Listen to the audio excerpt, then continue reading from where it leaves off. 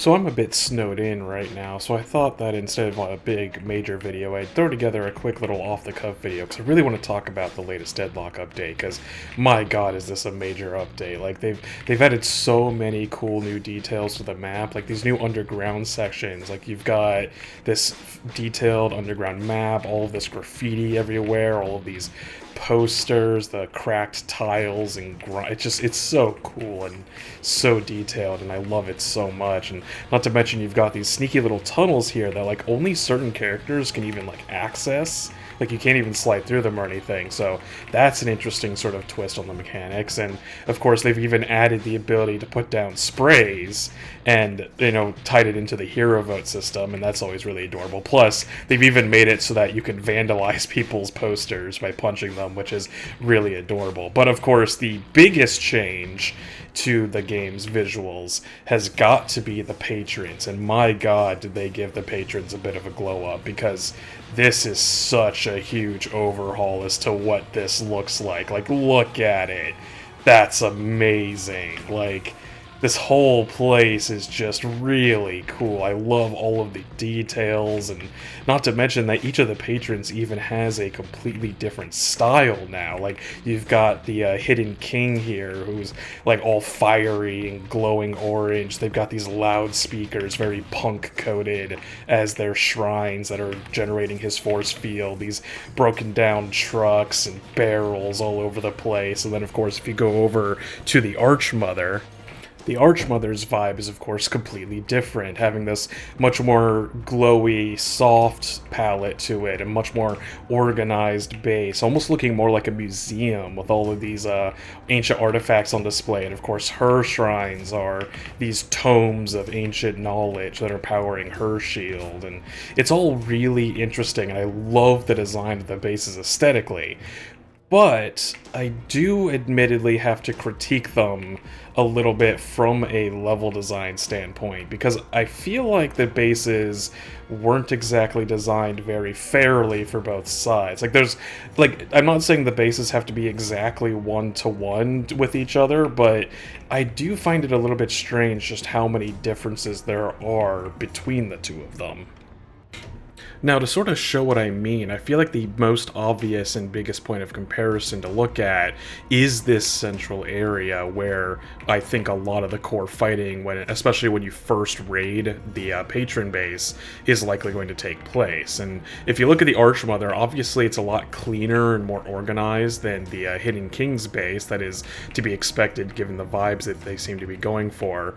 But we do still have at least these little sarcophaguses here as a cover in at least a moderate sense. Like, it's not very high, and you can very easily just jump and climb on top of them, no problem.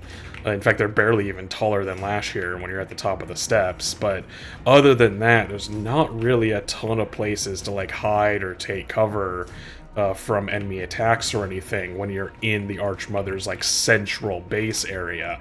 And when you compare that directly with what the Hidden King has to offer, I mean, just look at how huge these trucks are compared to those sarcophaguses in the Archmother's base. Like, these things are way bigger. Like, even out to the top of these stairs, these are easily twice as tall as Lash is here. And, like, obviously you can still get on top of them. Deadlock is a very mobile game, but, like, you could much more easily hide from, like, a 7-alt or a Bebop alt from behind these trucks. Not to mention, the trucks also have these hidden gates where you can hide inside of them, and then like you can't, like, if somebody was hiding inside that truck, you would not be able to see them inside it right there.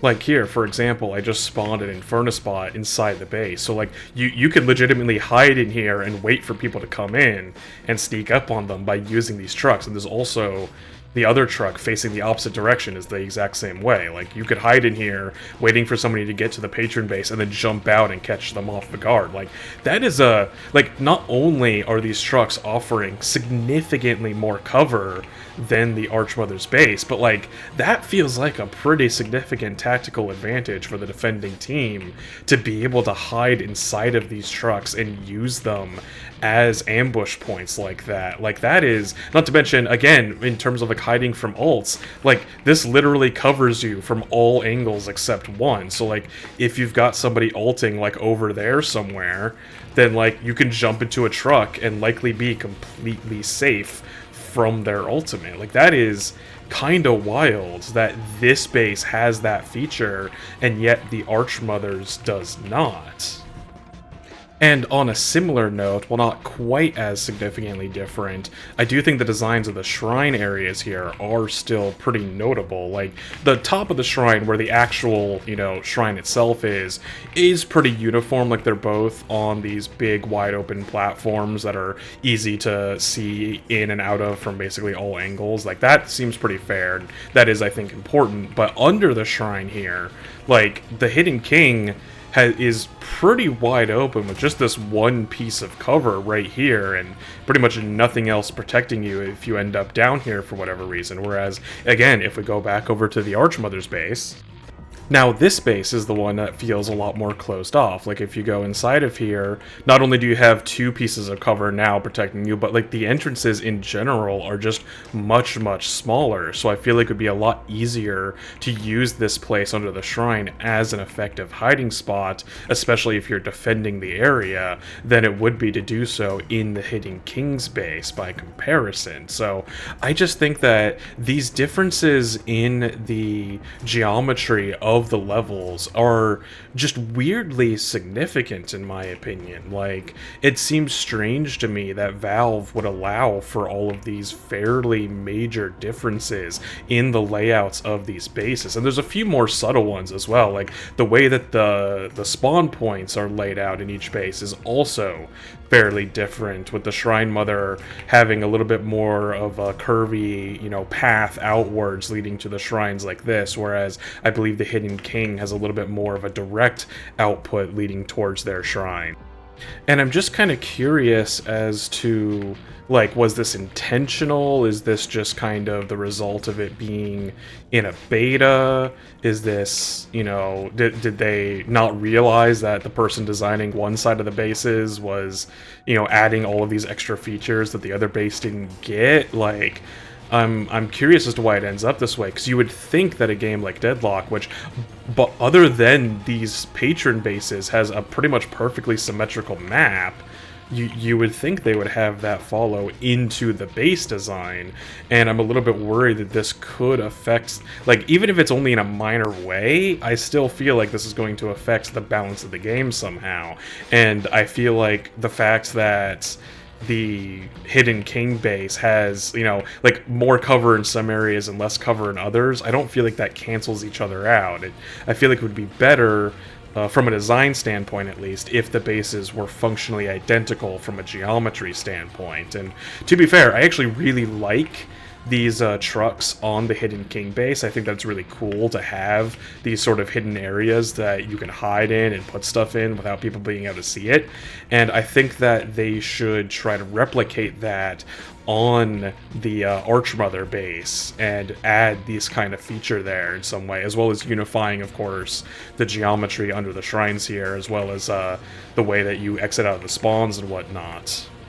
Like, maybe instead of having these sarcophagi here, they could instead put, like, shipping crates, you know, like classic, like shipping container style stuff that are, you know, maybe they're unloading new artifacts to put into the museum, and then that would give them an excuse to not only have a much larger piece of cover here, much more akin to what the Hidden King has, but again, they could have them open on one side each, so that you have that same sort of ability to jump inside of them and use them as hiding points to ambush people entering into the base that way. You know, things like that would, I think, help unify the design, because when you're dealing with a highly competitive game like this, you really want to try and make sure that all of the elements of especially the map design are as equal as possible, even if you are incorporating different visual elements, like, you know, how you have the very different color schemes and the different aesthetic differences in, like, how organized each of the bases are. You still want to make sure that mechanically, from a gameplay perspective,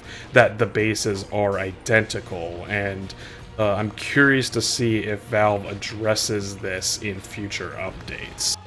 And I mean, the classic point of reference for this kind of design is Valve's own two-fort map. Like, you've got these two sides of the map. Like, one is the very rural farmer-styled red base, while the other is the very industrial, construction-style blue base. And, the blue base is very metallic and cold in its aesthetic, and, it looks like it's made out of these different materials, whereas when you go over to the red base, like I said, it looks a lot more rural, it looks a lot more wooden, it's got a lot more of that kind of aesthetic and dirt to it as opposed to the concrete.